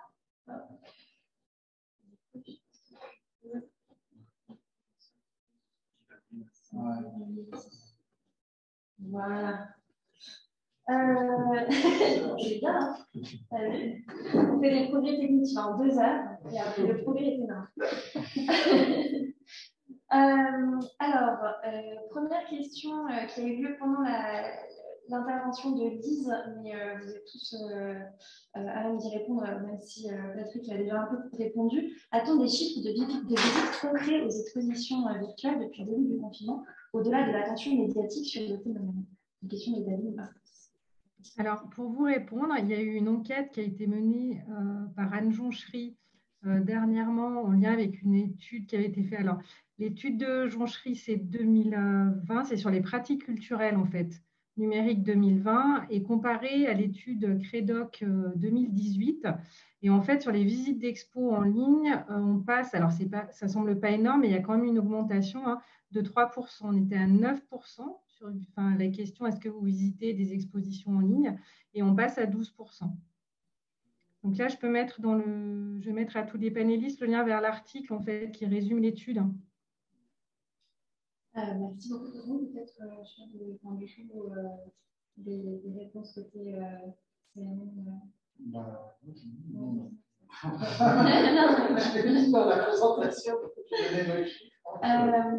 Quelles sont les positions des institutions muséales face à cette injection numérisante? Pas de crainte que le public ne vienne plus ou se contente de l'écran.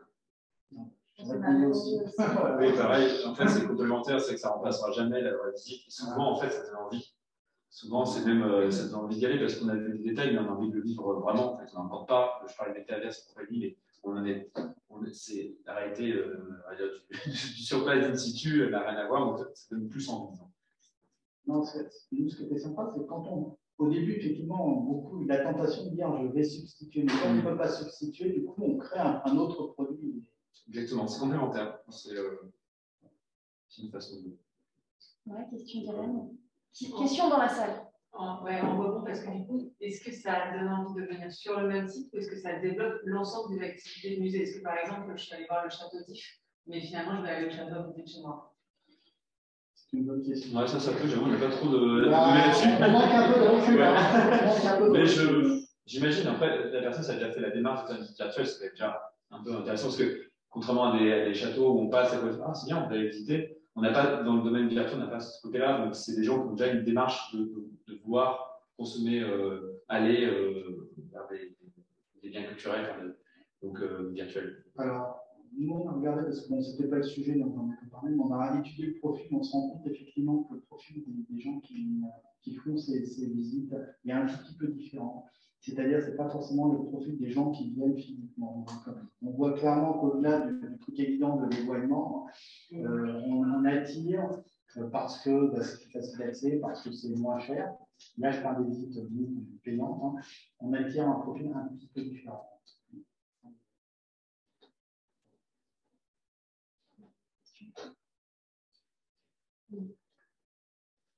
Vas-y, Marie-Laure, t'as une question? Non, je me demandais un profil un peu différent. Vous avez dit parce que c'est moins cher, donc c'est-à-dire c'est pas tout à fait les mêmes milieux sociaux. Oui. C'est ça le plaisir en fait.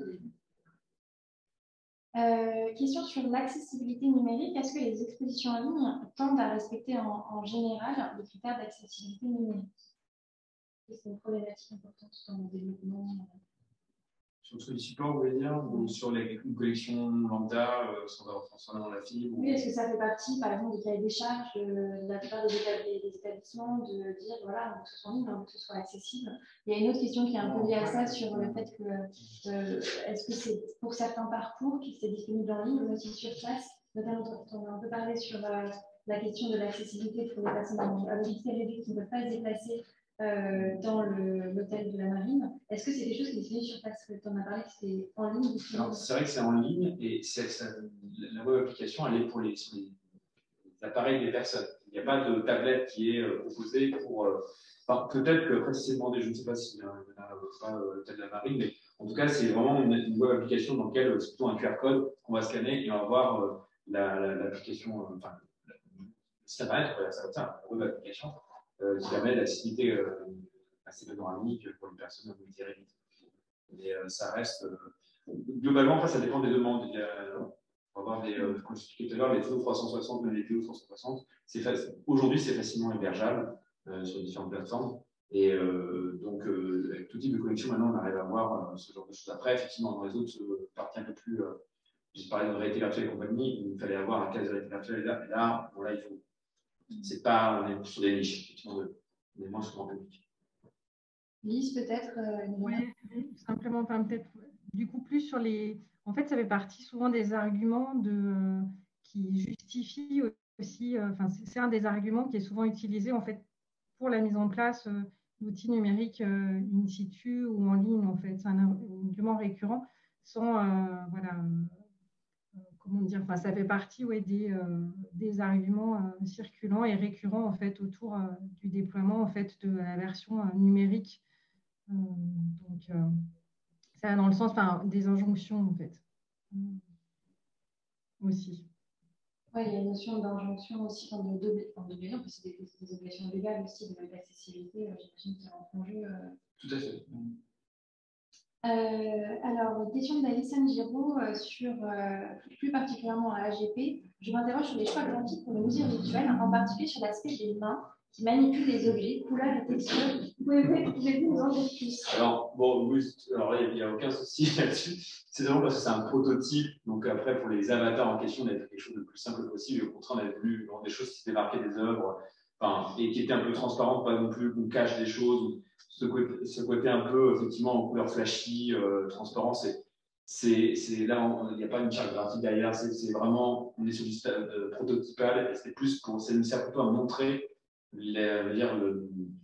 l'intérêt technologique qui est derrière, et de montrer ce qu'on peut faire lorsqu'on a effectivement des démonstrations à faire, mais Là, effectivement, le côté avatar avec les couleurs, etc., c'est juste un exemple, c'est pas du tout quelque chose de travaillé et réfléchi. Voilà. Je rassure cette personne.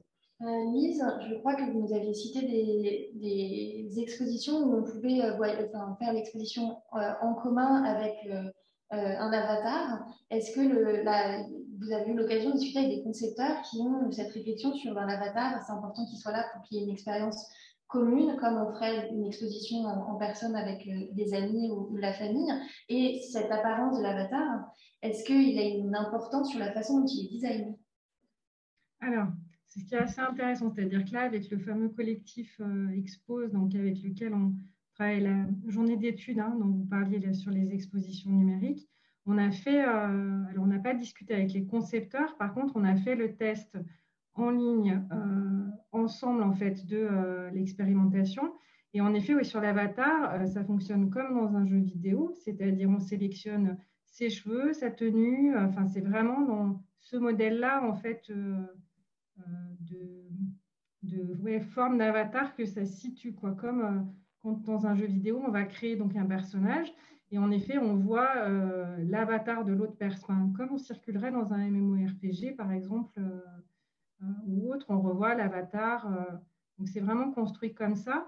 Ce qui est assez intéressant dans cette démarche-là, c'est que ça vient donc d'étudiants d'IAE qui ne sont pas forcément spécialistes de muséologie au départ, mais qui ont à faire chaque année une expo physique, normalement. Et du fait de la fermeture des institutions culturelles, ils ont adopté le format numérique. Et c'est un des rares cas, en fait, c'est-à-dire que là, ça se développe quand même un peu plus, mais où on avait la visualisation d'un autre visiteur, en fait, en train de faire l'exposition. Donc ça, c'est peut-être, il me semble, alors si je ne m'avance pas trop, peut-être à AGP, d'un point de vue technique, qu'il y a eu toute une phase où c'était compliqué de représenter en fait potentiellement d'autres visiteurs, que ça avait tendance à, à rendre l'image moins. Rebondir effectivement sur ce que dit Lise, c'est vrai que la question de l'avatar, elle est assez complexe de base. C'est aussi pour ça qu'on fait des avatars assez imagés, peu personnifiés.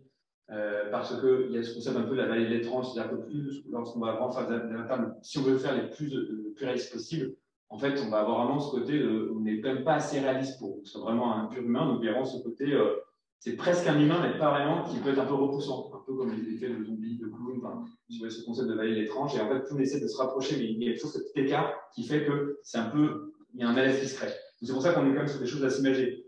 Il y a des expériences en réalité virtuelle où on est juste à une sorte de gant de Mickey. Ça ne pose aucun problème dans l'environnement virtuel d'avoir des gants de Mickey. C'est pas notre main, certes, mais ça fonctionne comme une main. Donc, il y a en fait ce côté de. Ça ne casse pas du tout l'immersion d'avoir des mains qui ne ressemblent pas à les nôtres. Et surtout qu'en plus, imposer des mains, à part si on peut faire le choix ou la couleur de peau, ce genre de choses, ça peut aussi avoir un ton de rejet. C'est-à-dire que, ou de la taille des mains, ou voilà, il y a tout un. C'est vrai que l'avatar, c'est vraiment un sujet complexe. Et c'est pour ça que, alors, je repars de mes histoires de métaverse et compagnie, mais c'est pour ça aussi, notamment, en fait, il y a des grosses sociétés qui veulent mettre en place ce genre d'univers virtuel. Vont aussi mettre la dose, on va dire, sur le côté d'avoir des avatars un peu cartoonesques et adapter, chacun aura choisi le sien. Après, il y a d'autres, même des applications de réalité virtuelle où on peut être tout n'importe quoi. On peut être effectivement un humain, mais une banane géante, on n'en sait rien. Enfin, voilà, le principe d'avatar, c'est qu'on n'est pas forcément obligé d'être soi-même. Bon, il y a tout, la réflexion, elle est vraiment large, elle est super intéressante, mais voilà, pour l'instant, on reste sur des choses assez basiques pour éviter au contraire de choquer. Alors, une question de Didier Roms. Est-ce que les institutions explorent des formats hybrides physiques-numériques et aussi, par exemple, les dégustations en ligne pour lesquelles les participants reçoivent à domicile avant le jour J un colis avec les produits à goûter et on pourrait imaginer par la poste de recevoir des flyers, des outils de médiation. Pour les ateliers, pour les scolaires, oui, ça a été fait. Il y a des institutions qui ont fait des choses comme ça. Il y a des institutions en Amérique du Nord qui font ça, c'est-à-dire on envoie des éléments physiques, etc. Nous, on a un projet en cours du château d'Azevedo avec une école de Houston, c'est exactement ça. C'est très intéressant. Donc, à la fois, c'est en 4 séances, une exploration sensible du château. Alors, découvrir le château d'Azevedo avec une classe très défavorisée de Houston, c'est un vrai challenge. Et quand ils sont sensibles, c'est au travers des sens. C'est-à-dire que la première séance, eh bien, ils recevaient des parfums donc en relation avec la connaissance. À Noël, il y a un chef qui est venu dans l'école pour leur faire des plats voilà, en rapport avec le château, sachant qu'à chaque fois, c'est couplé avec une découverte du château. Bon, c'est assez génial. Ouais, c'est hyper intéressant de valider qu'on puisse, voilà, que c'est hyper riche. Mais ça impose encore une fois de se dire comment on met le physique, le réel, qu'est-ce qu'on peut apporter et comment. C'est plus quelque chose de premium, pour le coup, une fiction qui est vraiment préparée vraiment en amont. Enfin, c'est moins à la demande, comme les solutions vraiment on se connaît. C'est très intéressant. Ouais. Je voulais juste dire, parce que c'est très étonnant que quand on conçoit une visite guidée à clé, on imagine, on prend certainement pas le même contenu, parce qu'on prend en considération le groupe, la situation biologique, pourquoi les gens arrivent, les dynamiques de groupe qui échangent avec les guides, avec les milieux. Tandis que là, on est finalement, ou en tout cas, c'est la question qu'on est entré sur une autre pratique culturelle qui n'est pas tout à fait la même. Parce que du coup, aussi, on pensait le profil potentiel des visiteurs, auquel on adapte le contenu, mais il y a quand même beaucoup de choses qui sont différentes si on s'attend quand on se place devant le guide dans le contexte. Est-ce que finalement, voilà, est-ce que ce décalage, vous l'avez pensé? Il y a une différence entre les visites avec son côté un peu médiatique. Excusez-moi, il me demande de répétition de la question, de synthétisation, parce qu'il y a plus une forme. Oui, parce que Lina est un peu. Alors, du coup, je vais essayer d'interpréter la question parce qu'elle était longue. Moi, comment j'ai compris, c'est que finalement, la visite en ligne étant tellement différente de ce qu'on voit en vrai lorsqu'on visite l'établissement, quel que soit le format, quel que soit à quel point on essaie d'être aussi proche que la réalité, que finalement, on n'est plus vraiment sur la même expérience, la même pratique culturelle, comme on le disait. C'est-à-dire que comme voir du théâtre filmé, c'est pas exactement comme aller au théâtre. Et donc, potentiellement, on n'est pas effectivement sur les mêmes pratiques culturelles, les mêmes profils de personnes. Il y a des gens qui viennent regarder du théâtre à la télé, et qui ne vont pas au théâtre et inversement. Et du coup, est-ce que c'est la même chose qu'on voit apparaître, en fait, qui est juste tout simplement une catégorie différente que de la visite? Moi, je peux répondre, il y a cette ça, c'est une catégorie différente, c'est assez complémentaire, et surtout aussi, ça va dépendre des visites avec ou sans médiateur, ce que disait aussi Vincent Bergeau, c'est qu'avec médiateur, il y a ce côté où les personnes peuvent rebondir, enfin, le médiateur peut rebondir avec le groupe, ce qui est un peu plus proche de la visite classique en réel, en physique, en in situ. Alors que les visites par soi-même, quand on parlait de visites virtuelles, on se déplace dans le cadre de Verveni, c'est la personne qui, d'elle-même, va aller voir les points d'intérêt, cliquer, lire ça m'intéresse, ça m'intéresse pas, je continue. C'est elle qui va faire sa propre visite, et évidemment, c'est peut-être un peu moins le cas dans le in situ, et encore que quand on n'a pas de visite guidée, quand on est livré même dans un château, dans le passé, on a aussi peut zapper des parties parce que ça m'intéresse moins, ou voilà, on peut lire peut-être un. Voilà, donc c'est assez différent, et pour moi c'est complémentaire. Après, c'est sûr qu'on n'aura jamais le même rendu, que ça remplacera jamais le réel. Je ne sais pas si. Peut-être. Oui, là c'est plus s'il y a effectivement un médiateur dans la partie virtuelle. Là, c'est un médiateur, il y aura toujours l'échange qui sera versus par soi-même, on est un peu seul avec ça. Jamais le même. Enfin, c'est-à-dire qu'en gros, on va parler de visite, d'exposition, parce que du coup, ça permet de donner du sens quand même à ce qu'on est en train de faire avec l'écran.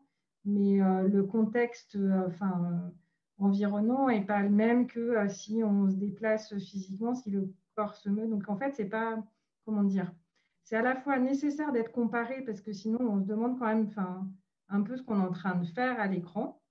Mais finalement, c'est quand même deux pratiques très différentes, donc elles ne sont pas substituables dans l'absolu. Donc la crainte que la visite virtuelle remplace la visite sur place, c'est une fausse question, parce qu'en fait, ce n'est pas la même chose en termes de pratique à la fois physique, culturelle. Moi, en tous les cas, c'est comme ça que je l'analyse. Rebondissant sur la question importante du coup de la visite avec médiateur, la visite sans médiateur, qui est l'élément vraiment clé de cette discussion, y a-t-il eu des expériences de visite virtuelle guidées avec des bots? Parce qu'on a un petit Clippy qui fait la visite, c'est pas un élément. Au CNL, ça a été fait. Je ne sais pas si au CNL, parce que ça fait pas si longtemps que ça, mais je sais que ça a été fait. Peut-être pas un peu, Je sais que ça a été fait. Après, je ne sais pas si ça a été fait au CNL, parce que ça fait qu'un an et demi que je suis au CNL. Ces exemples.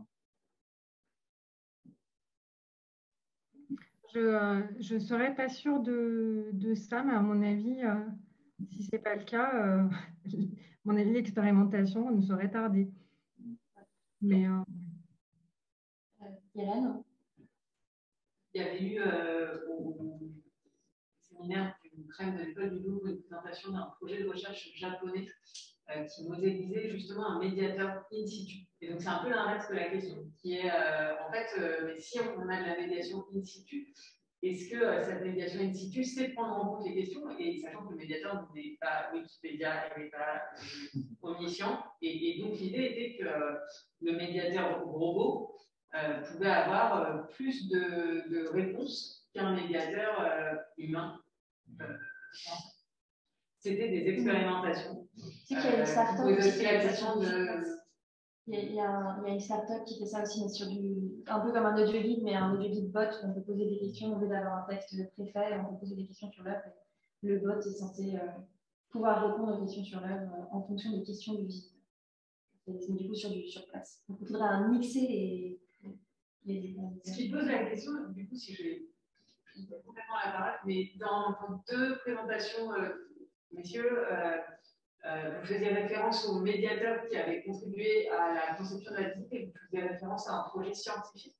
Et donc, je me demandais quels étaient les acteurs des établissements avec lesquels vous travaillez qui contribuaient à l'écriture d'un script ou à la conception d'une visite. Et est-ce que c'était toujours les mêmes ou pas? Alors moi, je réponds effectivement, nos clients sont des institutions culturelles et on a souvent des personnes qui sont responsables de médiation culturelle, qui nous aident à écrire les contenus, mais en tout cas, ils sont validés par le comité scientifique dans ce comité-là, dans ce nom. En fait, là, ça regroupe, en fonction de la nature, du lieu, des époques, etc. Ça peut être des historiens, ça peut être des scientifiques, ça peut être des archéologues, ça peut être voilà, qui vont en fait valider par la recherche. Et s'ils n'ont pas de la réponse, c'est pas la réponse, ils vont faire de la recherche dans les archives pour voir avec les nouvelles découvertes archéologiques qui sont à lieu.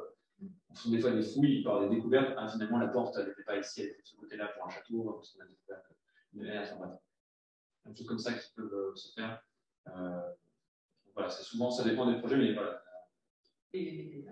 Alors, nous, on a commencé par la visite scolaire, parce qu'en fait, on sait faire la visite scolaire, on sait faire le reste, le contraire n'étant pas vrai.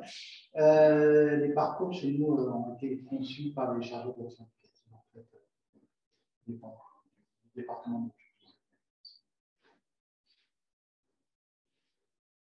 J'enchaîne avec la question suivante, qui est plutôt pour Patrick. Est-ce que pour les visites grand public, ce sont principalement des individus qui s'inscrivaient voilà, chacun pour soi, ou qu'il y avait des CE, des associations, des groupes comme ça de visiteurs aussi qui réservaient ce type de visite? Je n'ai pas parlé de ça, c'était là, dans une logique d'expérimentation, on a testé différents modes de commercialisation. Donc, on a testé les visites pour individuels, on a programmé des visites et on s'inscrit. On a fait aussi une commercialisation. Pour le CMN, de quelle manière recueillez-vous les avis des visiteurs individuels que vous avez présentés? Des questionnaires que vous donnez du coup à Clément, parce que du coup, comme c'est des visites virtuelles, vous les envoyez à la suite de la visite. Et les gens, ils ont un fort taux de réponse ou pas? C'est un problème pour les chercheurs que je ne citerai pas. Bon, quand on était dans la phase gratuite, en fait, comme on était dans une phase d'expérimentation, on a travaillé sur des groupes constitués. Donc, c'était une des conditions. Et on a proposé la visite, mais il fallait faire remplir ces questionnaires. Pour les enseignants, c'est pareil. Pour les enseignants, 80% de réponses. Alors après, c'est vrai que quand on est passé en mode payant, là, le taux de réponse est plus faible. Le bon est suffisant pour être pertinent.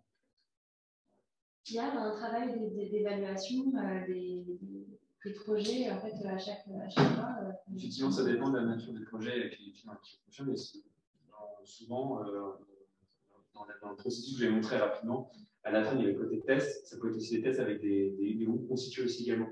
On essaie d'avoir un panel un peu de différents profils types, un peu des scolaires, effectivement des personnes seniors, des actifs quand c'est possible, parce que souvent on fait ça en journée, voilà, de formaliser ce genre de choses. Et effectivement, on prend leur retour et dans la plupart des cas, on va justement peaufiner notre offre et l'application en question ou les contenus, c'est des choses qui n'ont pas été comprises. Si dans le parcours, ils ont soupé une partie parce que vous n'avez pas vu que vous devez cliquer là, enfin bref.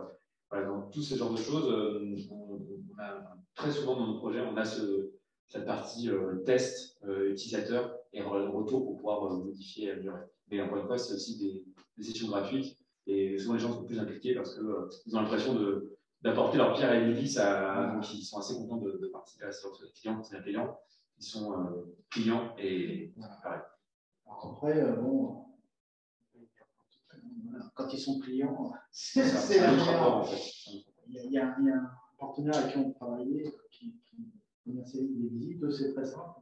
Vous avez le droit de vous demander le remboursement si vous n'êtes pas content. C'est la meilleure marque de satisfaction. Ils mesurent comme ça la satisfaction de clients. C'est très très simple, on en a même. Après, c'est moi, Richard. C'est ça, oui, c'est une seule information. Il n'y a pas de détail sur le pourquoi vous n'êtes pas satisfait. Ouais, voilà. Est-ce que c'est le médiateur ou est-ce que c'est juste à pas marcher, ça a donné au moment de l'inscription et donc ça n'a pas forcément de détail. Alors, vous regardez au niveau de l'inscription, ça aussi on peut faire des sons chez Coprado, ils ont fait comme ça pour regarder justement dans le parcours d'achat, de voir combien de qualité de taux d'abondance. Donc, il n'y a pas que question. Des outils de données, en fait. Alors, question très orientée CMM. Les projets que vous avez présentés sont liés à l'incubateur du patrimoine du CMM, c'est une question. Quel est le rôle de ce dispositif, l'incubateur, dans la mise en place des projets? Alors, les de distance,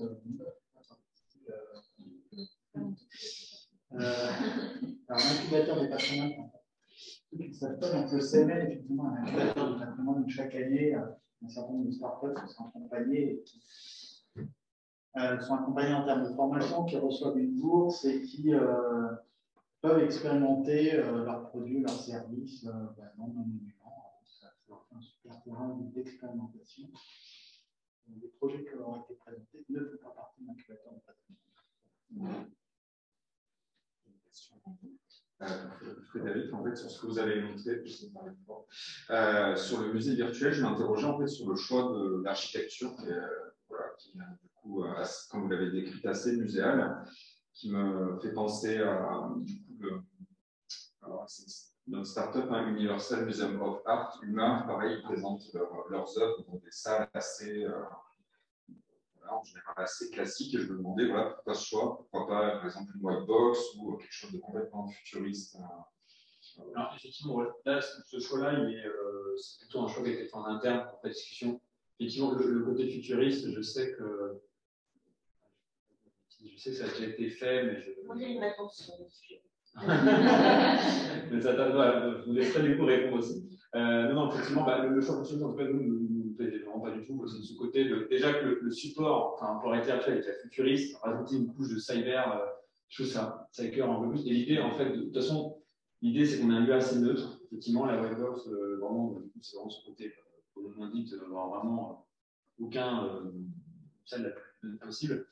C'était un peu déconcertant aussi. On a l'impression un peu dans la matrice, on est dans un lieu qui n'existe pas en vrai. Donc là, on falsifie le réel, on va dire, avec cette fausse salle, mais qui rappelle dans l'imaginaire de tous ce côté musée et ce qu'on a préféré choisir. Et pour pas qu'on se pose trop de questions sur le lieu de qu'est-ce que je fais là, pourquoi ok, je comprends que je suis une sorte de musée, et en fait, on va se concentrer sur les œuvres, pourquoi elle a été faite l'application. C'est tout pour ça. Ma réponse, elle corrobore exactement ce que vous venez de vivre. C'est-à-dire ce que vous avez vécu en interne, ça a été testé par quelqu'un qui a créé le Boroma. qui est un musée virtuel en ligne et qui, justement, avant de le créer, a fait un certain nombre de tests du plus futuriste au plus classique. Et en fait, les gens sont allés d'abord vers le classique et quand ils ont analysé derrière, la réponse a été non, mais attendez, vous nous demandez déjà de mettre un casque. On ne sait pas ce qu'on va découvrir, on ne sait pas comment ça va se passer. Alors, au moins, on a ça, on aura accroché. On retrouve ses repères.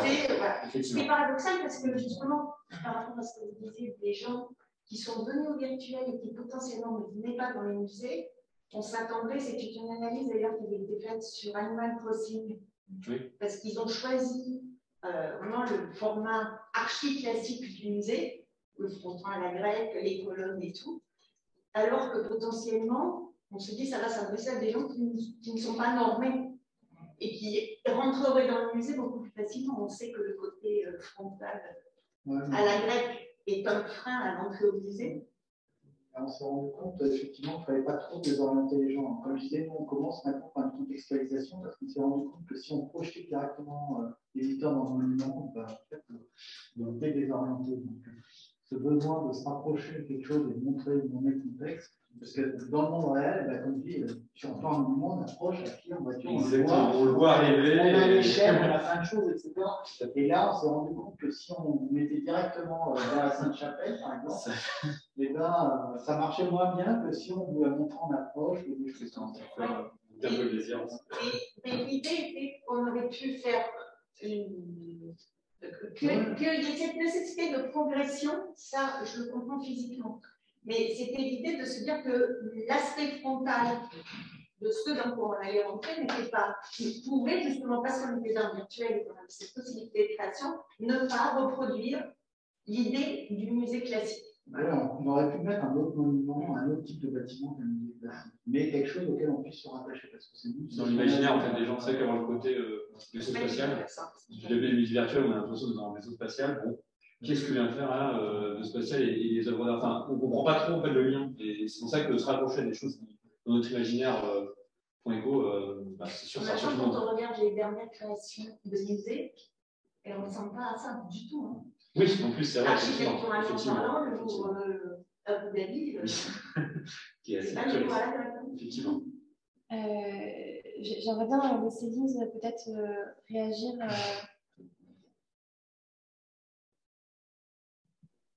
Par rapport à ce qui vient d'être dit, du coup, voilà, c'est assez intéressant. Enfin, ça recoupe un peu là, ce qu'on s'est dit précédemment sur le besoin de mimétisme, c'est-à-dire que moi, j'observe en fait cette idée d'un rapprochement à un mimétisme de plus en plus forte par rapport à une pratique qui est… en gros, je dirais qu'il y a deux tendances, parce que la façon dont travaille la BNF, c'est aussi, actuellement, sur la façon de revoir le format médiatique, etc., est quand même un peu différent que de la logique mimétique. Mais il me semble qu'il y a une tendance qui est vraiment de numériser au plus près, en fait, de reproduire au plus près une expérience qui se passe normalement dans un autre lieu. On est vraiment sur de la reproduction, en fait, une tendance au mimétisme très important, parce que du coup, et ça recoupe ce qui vient d'être dit aussi, ça permet de s'ancrer et de se référer à quelque chose qu'on connaît aussi. Donc, il y a à la fois une volonté de reproduire au mieux, au plus près, le réel, mais il y a aussi l'idée que ça va être, rassurer les éléments.